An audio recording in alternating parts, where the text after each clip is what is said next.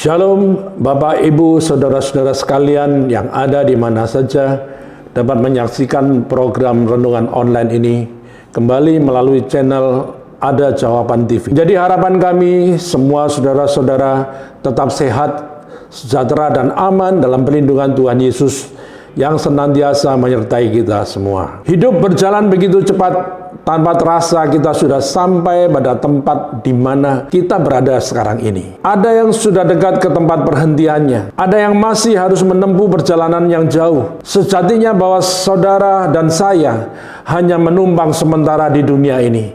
Cepat atau lambat, suka atau tidak suka, mau atau tidak mau, kehidupan kita harus berakhir di bumi ini. Kita akan sampai ke tempat perhentian terakhir, dan pada saat itu perjalanan hidup kita akan berhenti. Mungkin kita semua akan pulang ke tempat yang berbeda, sebab ada dua tempat kediaman kita setelah kita berpulang meninggalkan dunia ini, yaitu pulang ke rumah abadi bersama Bapa di sorga, atau pulang ke suatu tempat penghukuman di jurang gelap yang mengerikan, yaitu neraka abadi. Hidup kita memiliki tenggang waktu, meski kita tidak mengetahui batas akhir kehidupan kita, tetapi saatnya pasti akan tiba. Entah itu karena usia, sakit penyakit, ataupun kecelakaan. Bila saat itu tiba, tentu kita tidak mungkin bisa mengulang hidup kita lagi. Dari sebuah perenungan tentang kehidupan, ada sebuah lagu sederhana yang penuh arti. Hidup ini adalah kesempatan. Hidup ini untuk melayani Tuhan. Jangan sia-siakan waktu yang Tuhan beri. Hidup ini harus menjadi berkat. Syair lagu ini mengajak kita memaknai hidup sebagai orang percaya dan bagaimana seharusnya kita menjalaninya. Bukan seberapa lama kita hidup, tetapi bagaimana kita menggunakan waktu kita. Tidakkah Tuhan memiliki tujuan dengan menempatkan kita di dunia ini? Kalau hanya agar kita hidup kekal bersamanya, mengapa tidak sedari awal Dia menempatkan kita di sorga? Atau kenapa saat kita menjadi orang Kristen, kita tidak langsung naik ke sorga? Tentu ini adalah sebuah kesempatan. Kesempatan membalas cinta kasih Tuhan dengan seluruh hidup kita. Kesempatan dipakai Tuhan menjadi berkat bagi sesama. Kesempatan memiliki kehidupan yang berbuah lebat. Saudaraku sekalian, hidup sesungguhnya bukan tentang mendapatkan kepuasan hidup pribadi, tetapi bagaimana kita memberikan dampak bagi banyak orang. Garam haruslah asin, terang haruslah bercahaya, pohon harus berbuah manis. Hanya dengan cara seperti itulah kita dapat membawa sorga turun ke bumi. Dengan demikian banyak orang dapat mencicipi indahnya kasih Tuhan, dan mereka pun boleh datang secara pribadi kepadanya. Ini adalah kesempatan yang indah. Pergunakanlah hingga suatu saat ketika kita pulang ke rumah Bapa, kita dapat mendengarnya berkata, "Baik sekali perbuatanmu itu, hai hambaku yang baik dan setia." Saya mengajak saudara sekalian untuk menggunakan kesempatan yang masih ada dan tersisa di dalam dunia ini. Yang pertama, gunakan kesempatan untuk melayani sesama. Di dalam Galatia 6 ayat 10 berkata, "Karena itu, selama masih ada kesempatan bagi kita, marilah kita berbuat baik kepada semua orang, tetapi terutama kepada kawan-kawan kita seiman." Teringat dari sebuah kisah orang kaya dan Lazarus memberi peringatan kepada kita bahwa orang kaya menyia-nyiakan kesempatan untuk menjadi saluran berkat bagi orang lain. Dia terlalu berfokus pada dirinya sendiri. Dia hidup bergelimang harta, tapi lupa diri dan tidak pernah memperhatikan sesama yang kekurangan. Dia tidak peduli akan kehidupan setelah kematian, dan yang ada adalah hanya penyesalan. Sesungguhnya bahwa hidup di dunia ini adalah kesempatan untuk berbuat baik. Tuhan Yesus berkata, "Demikianlah hendaknya terangmu bercahaya di depan orang, supaya mereka melihat perbuatanmu yang baik dan memuliakan Bapamu yang di sorga." Terdapat di dalam kitab Matius 5 ayat 16. hidup ini adalah kesempatan berbuat baik kepada semua orang. Sebab ada waktunya kita tidak dapat lagi berbuat apa-apa. Jika kita disebut seorang Kristen atau sebagai pengikut Kristus, maka merupakan suatu kehormatan, kewajiban, dan hak istimewa untuk hidup melayani. Karena kita mengikuti teladan Kristus yang datang ke dunia untuk melayani saudara dan saya. Tuhan Yesus berkata, "Aku ada di tengah-tengah kamu sebagai pelayan." Lukas 22 ayat 27. Sebagai para pengikut sejati Tuhan Yesus, kita juga harus melayani sesama. Di dalam kitab Yohanes 15 ayat 13 berkata, Yesus Kristus berkata, "Tidak ada kasih yang lebih besar daripada kasih seorang yang memberikan nyawanya untuk sahabat-sahabatnya." Ini bukan berarti kita harus mati untuk menunjukkan kasih kita kepada teman-teman kita. Arti memberikan nyawa membawa pengertian, yaitu berusaha mendahulukan kebutuhan orang lain sebelum kebutuhan kita sendiri. Dan sahabat-sahabat yang disebutkan dalam tulisan di atas dapat dipahami adalah sebagai semua orang-orang yang kita temui, karena Yesus juga memerintahkan kita untuk saling mengasihi. Kita memberikan nyawa kita melalui pelayanan. Para anggota gereja memiliki banyak kesempatan untuk melayani. Kita juga dapat melakukan kebaikan kecil bagi tetangga kita, mengambil bagian dalam pelayanan masyarakat, memenuhi tanggung jawab dalam jemaat lokal kita, atau memberikan kontribusi pada upaya kemanusiaan skala besar di dalam komunitas kita masing-masing. Tindakan-tindakan ini, besar maupun kecil, membuat kita merasakan kebahagiaan saat berbagi dengan saudara-saudara kita. Dan hal ini mengingatkan kita bahwa Tuhan seringkali menjadikan kita sebagai jawaban atas doa-doa orang lain. Sekali lagi, ingatlah saudaraku yang terkasih, Tuhan Yesus mengajarkan kepada kita untuk saling mengasihi sewaktu dia berada di bumi. Dan dia juga berfirman di dalam Yohanes 13 ayat 35, "Dengan demikian semua orang akan tahu bahwa kamu adalah murid-muridku, yaitu jikalau kamu saling mengasihi." Inilah salah satu cara kita untuk menunjukkan kasih kita kepada Tuhan, adalah dengan saling melayani.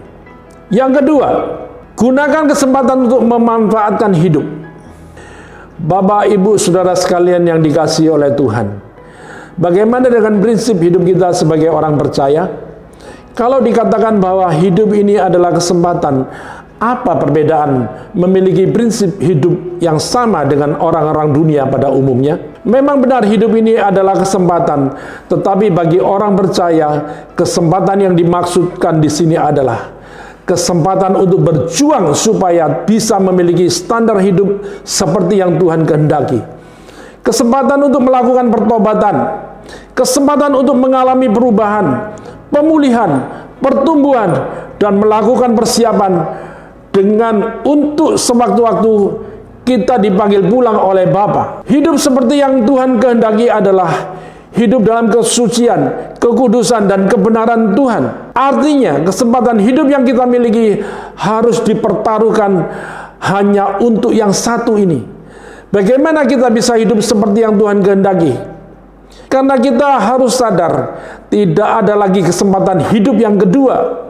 Sebab kesempatan hidup di dunia ini hanya satu kali. Bahkan kesempatan itu sangat singkat waktunya. Firman Tuhan katakan, masa hidup manusia hanya 70 tahun. Kita lihat di dalam Mazmur 90 ayat 10. Masa hidup kami 70 tahun, dan jika kami kuat 80 tahun, dan kebanggaannya adalah kesukaran dan penderitaan. Sebab berlalunya buru-buru dan kami melayang lenyap. Persoalannya sekarang adalah rentang waktu 70 tahun masa hidup kita di dunia ini belum tentu dapat kita capai. Sebab seberapa lama kita diberikan kesempatan hidup oleh Tuhan di dunia ini, kita tidak pernah tahu. Itulah kenapa kita harus mulai menyadari bahwa hidup ini adalah kesempatan untuk merubah diri. kesempatan untuk berjuang mempersiapkan masa depan hidup kita di kekekalan nanti. Kalau kita tidak memanfaatkan kesempatan ini dengan sebaik-baiknya, maka di balik kematian nanti kita akan menyesal. Sebab kalau saat ini kita tidak mau berjuang untuk mencapai standar hidup yang Tuhan kehendaki, maka di balik kematian nanti tidak ada lagi kesempatan yang kedua. Itulah kenapa firman Tuhan katakan di dalam Mazmur 90 ayat 12, ajarlah kami menghitung hari-hari kami sedemikian, hingga kami beroleh hati yang bijaksana. Saudaraku yang kekasih, kita akan menjadi orang yang paling malang di kekekalan nanti. Orang yang paling menderita kalau saat ini kita tidak mau hidup seperti yang Tuhan kehendaki. Karena pada akhirnya kita tidak akan diterima di dalam kerajaan Tuhan. Sebab orang percaya, kita harus menyadari bahwa setelah kita ditebus dari cara hidup kita yang sia-sia, seperti yang firman Tuhan katakan, cara hidup kita yang kita warisi dari nenek moyang kita, maka kita menjadi milik Tuhan. Di dalam Efesus 4 ayat 22, yaitu bahwa kamu berhubung dengan kehidupan kamu yang dahulu harus meninggalkan manusia lama yang menemui kebinasaannya oleh nafsunya yang menyesatkan. Jadi saat ini Bapak Ibu sekalian, kita harus menyadari sungguh bahwa hidup ini adalah kesempatan untuk merubah diri, meninggalkan cara hidup yang lama dan mengenakan cara hidup yang baru, yaitu hidup sama seperti Kristus telah hidup. Hanya orang yang hidup sama seperti Kristus telah hidup yang akan diterima di dalam kerajaan Allah Bapa di sorga. Sebab hidup seperti Kristus itu adalah hidup melakukan kehendak Bapa di sorga. Saudaraku dimanapun Anda berada, jangan sia-siakan kesempatan hidup yang kita miliki saat ini. Ingat sekali lagi, tidak ada kesempatan kedua. Hidup di dunia ini hanya satu kali. Dan setelah berada di balik kematian nanti, maka kita akan menghadap tahta pengadilan Kristus untuk mempertanggungjawabkan semua yang sudah kita perbuat selama hidup di dunia ini. Selanjutnya yang ketiga, gunakan kesempatan untuk berjuang, menyelesaikan pertandingan dan mencapai garis akhir dengan baik, yang disebut dengan finishing well. Bapak Ibu sekalian yang dikasihi oleh Tuhan, mari kita melihat gambaran tentang pertandingan olahraga di mana Paulus yang mengungkapkan tentang dirinya yang dapat melaksanakan finishing well. Di dalam 2 Timotius 4 ayat 7, finishing well berarti closing life's significant chapters, atau artinya mengakhiri bagian penting kehidupan atau menutup babak kehidupan yang penting. Ada 3 hal yang diungkapkan Paulus. Aku telah mengakhiri pertandingan yang baik. Aku telah mencapai garis akhir. Aku telah memelihara iman. 2 Timotius 4 ayat 5-8 berkata, tetapi kuasailah dirimu dalam segala hal. Sabarlah menderita, lakukanlah pekerjaan pemberita Injil, dan tunaikan tugas pelayananmu. Mengenai diriku, darahku sudah mulai dicurahkan sebagai persembahan, dan saat kematianku sudah dekat. Aku telah mengakhiri pertandingan yang baik. Aku telah mencapai garis akhir, dan aku telah memelihara iman. Sekarang telah tersedia bagiku mahkota kebenaran yang akan dikaruniakan kepadaku oleh Tuhan, Hakim yang adil pada harinya. Tetapi bukan hanya kepadaku, melainkan juga kepada semua orang yang merindukan kedatangannya. Tertulis di dalam 1 Korintus 9 ayat 24-25. Tidak tahukah kamu bahwa dalam gelanggang pertandingan semua peserta turut berlari, tetapi bahwa hanya satu orang saja yang mendapat hadiah? Karena itu larilah begitu rupa sehingga kamu memperolehnya. Tiap-tiap orang yang turut mengambil bagian dalam pertandingan menguasai dirinya dalam segala hal. Pada waktu Paulus berbicara tentang kita yang berlari dalam pertandingan untuk mencapai satu tujuan, bukan itu yang menjadi fokusnya. Tetapi Paulus ingin berkata, tujuan yang bernilai itu harus disertai dengan persiapan yang sepatutnya, yang diperlukan bagi pertandingan itu. Ayat ini adalah ayat yang penting bagi kita. Berlari dalam iman dengan memegang janji Tuhan. Tuhan tidak akan pernah menyuruh kita berlari di dalam pertandingan yang diwajibkan bagi kita, tanpa Ia sendiri memberikan kekuatan dan kemampuan bagi kita untuk menjalaninya. Kekuatan dan kemampuan itu mungkin tidak segera bisa dilihat dari apa yang kita capai dan beroleh, tetapi diberikan karena ada janji Tuhan yang pasti dan pengharapan di dalam Dia. Di dalam bagian ini, Rasul Paulus mengatakan, sebab itu aku tidak berlari tanpa tujuan, dan aku bukan petinju yang sembarangan saja memukul, tetapi aku melatih tubuhku dan menguasainya seluruhnya. 1 Korintus 9 ayat 26 dan 27. Berlarilah dalam pertandingan itu dengan fokus kepada hadiah yang indah, mahkota yang tidak bisa layu dan rusak. Namun Paulus tidak berbicara soal apa yang akan dia capai dan raih, melainkan dia berbicara soal pengertian nilai.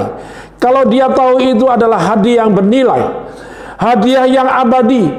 Persoalannya adalah bagaimana kita berlari tidak asal berlari, tetapi berlari untuk mendapatkannya. Pelari perlu persiapan yang ketat secara fisik dan disiplin latihan dengan sangat berat untuk mendapatkan mahkota yang tidak bisa kering dan layu.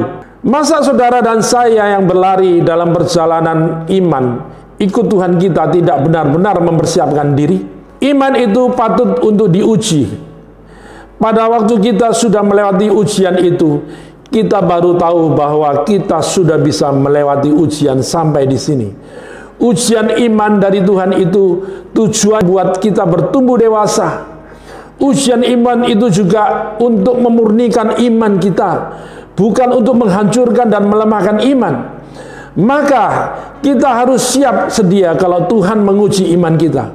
Kita harus siap sedia dengan melatih diri dengan disiplin-disiplin rohani. Bagaimana dengan prinsip hidup kita sebagai orang percaya? Kalau dikatakan bahwa hidup ini adalah kesempatan, apakah kita juga memiliki prinsip hidup yang sama dengan orang-orang dunia pada umumnya? Selanjutnya Bapak Ibu sekalian, bagaimana kita bisa mengakhiri pertandingan dengan baik? Marilah kita menanggalkan beban dan dosa. Beban tidak sama dengan dosa.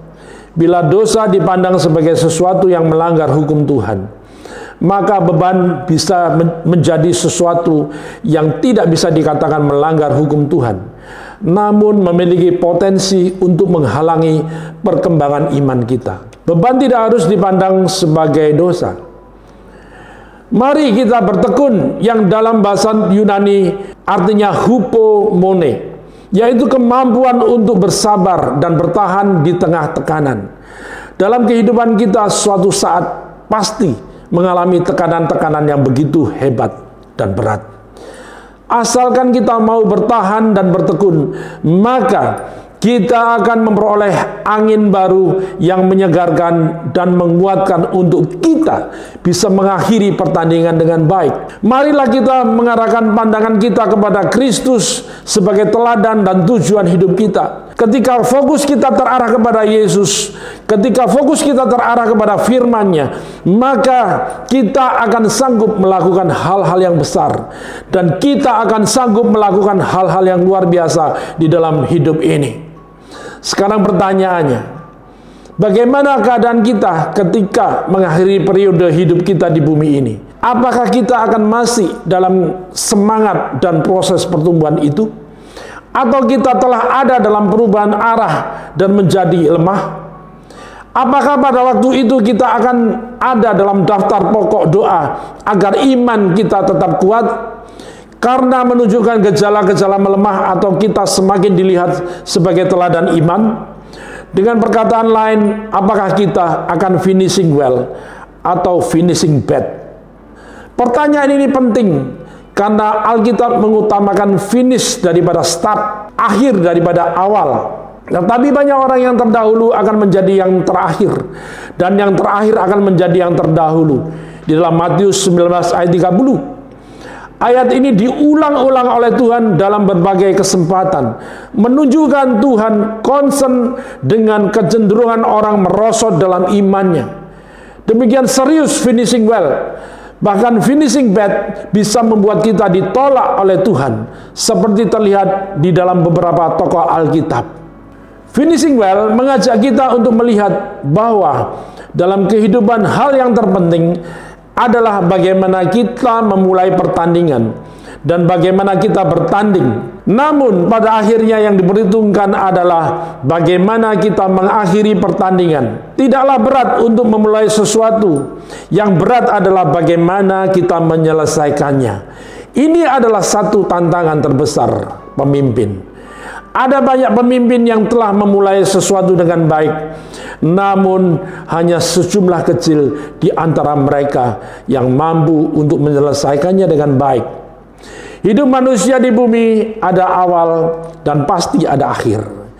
Jika diibaratkan hidup seperti sebuah buku, maka sampul paling depan merupakan catatan awal dari kehidupan, dimulai yaitu kelahiran. Pada bagian dalam dimulai dari halaman pertama, diikuti dengan halaman-halaman selanjutnya. Itulah torehan sejarah atau jejak langkah berisi catatan kehidupan dari setiap peristiwa dalam kehidupan kita. Semua hal yang baik dan yang buruk yang kita alami dan yang kita lakukan terekam semua. Pada bagian belakang ada sampul penutup, artinya tidak ada lagi kisah karena semua sudah berakhir. Itulah kematian. Hal terpenting bukan pada panjang pendeknya kisah atau umur seseorang, tetapi bagaimana kita mengisi catatan kehidupan dari awal sampai mengakhirinya. Bapak, Ibu, Saudara sekalian yang dikasihi oleh Tuhan, mengawali, menjalani, dan mengakhiri dengan baik dapat dijadikan moto dalam kehidupan kita. Ada yang mengatakan, jika memulai sesuatu dengan baik, pasti akhirnya akan baik. Dalam kisah hidup Simpson menunjukkan hal sebaliknya. Hidup diawali sangat baik. Ia seorang nasir Tuhan. Namun dalam perjalanan hidup bersama kekasihnya Delilah, ia tergoda dan hidupnya menjadi tragis. Ada pula yang berpendapat tidak penting bagaimana memulainya, tetapi bagaimana mengakhirinya. Jika berawal dengan tidak baik, tentu tidak menghasilkan sesuatu yang baik. Ibarat pohon yang baik dapat dikenal dari buahnya. Pohon yang baik akan menghasilkan buah yang baik, sedangkan pohon yang tidak baik menghasilkan buah yang tidak baik pula. Namun, kita semua berharap bahwa akhir kehidupan kita akan baik. Maka masa hidup yang kita jalani merupakan kesempatan untuk memperbaiki agar terarah pada maksud dan tujuan Tuhan menciptakan kita. Dalam hidup berlaku hal yang sama. Bapak Ibu sekalian, bagaimana kita memulai dan bagaimana kita melanjutkan, itulah yang penting. Namun akhirnya bagaimana kita menyelesaikan merupakan hal yang sungguh-sungguh penting. Sebagian dari kita sudah mengawali dengan baik, sebagian dari kita sudah melanjutkan dengan baik. Namun, bagaimana kita akan mengakhiri? Apakah kita akan mengakhiri dengan baik atau kita akan mengakhiri dengan buruk? Tidaklah sulit mengawali sesuatu, yang sulit adalah mengakhirinya. Tidak susah untuk mengawali sesuatu yang baik, yang sulit adalah mengakhirinya dengan baik. Demikianlah Salomo mengatakan kepada kita, akhir suatu hal lebih baik daripada awalnya. Panjang sabar lebih baik daripada tinggi hati. Pengkhotbah 7 ayat 8. Sungguh benar, kita sombong saat mengawali sesuatu dengan baik, tetapi kita segera menyadari bahwa butuh kesabaran untuk mengakhiri dengan baik. Kesabaran lebih baik daripada kesombongan. Penyelesaian suatu hal lebih penting daripada awal. Mari kita melihat sebuah perenungan. Mobil pribadi yang mewah tidak lagi bergerak dan beranjak dari garasi. Jet pribadi dan banyak pesawat terparkir rapi di bandara. Lalu lintas udara telah ditutup. Masing-masing negara sekarang fokus untuk merawat warganya. Berperang melawan musuh kecil yang tak terlihat, yaitu bernama Corona. Setiap manusia terkurung dalam rumah Pakaian dari desainer terkenal, tas branded, sepatu dan jam bermerek, parfum dan seonggok alat make up kehilangan artinya. Tidak dapat lagi dibanggakan dan tergeletak tak berguna. Tidak ada lagi meeting mendadak ataupun bisnis meeting yang menyita waktu, sehingga seringkali kita tidak punya waktu lagi untuk keluarga dan untuk Tuhan. Tidak ada lagi pesta yang harus dihadiri. Tak ada lagi menonton bareng. Tidak ada pula nongkrong bareng di kafe-kafe. Tidak ada lagi pawai dan pesta seni. Bahkan uang pun terhenti di bank. Semua nggak ada arti. Bahkan gedung gereja yang megah dan mahal pun sekarang kosong. Tiba waktunya setiap orang menyembah Tuhan dalam roh dan kebenaran di dalam hati. Yang kita butuhkan hanya makanan dan udara untuk kita hidup. Kita hanya ingin hidup. Selebihnya menjadi tidak penting lagi. Lihatlah, ini suatu realita yang akan keadaan dunia di akhir zaman ini. Kabar baik bagi kita semua. Kita masih diberi satu kesempatan lagi oleh Tuhan untuk introspeksi, melihat diri sendiri dan bertanya kepada Tuhan, kenapa Tuhan membiarkan saya hidup? Untuk bersenang-senang atau untuk membeli mobil barukah? Atau mungkin untuk menyelesaikan pendidikan sarjana? Apakah tujuan hidupku sekarang? Apakah tujuan hidupku setelah pandemi virus COVID-19? Mengapa Tuhan menyelamatkan aku dan mengizinkan yang lain mati? Manfaat apa yang harus kubawa untuk sesamaku manusia? Apa yang harus kulakukan dengan sisa hidupku untuk Tuhan, sehingga Tuhan memberi aku satu kesempatan lagi? Mari kita berdoa dan bertobat. Kita membuat komitmen baru untuk menjalani hidup ini dengan lebih berarti. Kiranya kebenaran ini menyadarkan kita semua bahwa ini adalah kesempatan terakhir bagi kita untuk hidup seperti yang Tuhan kehendaki. Tuhan Yesus memberkati kita semua. Amin.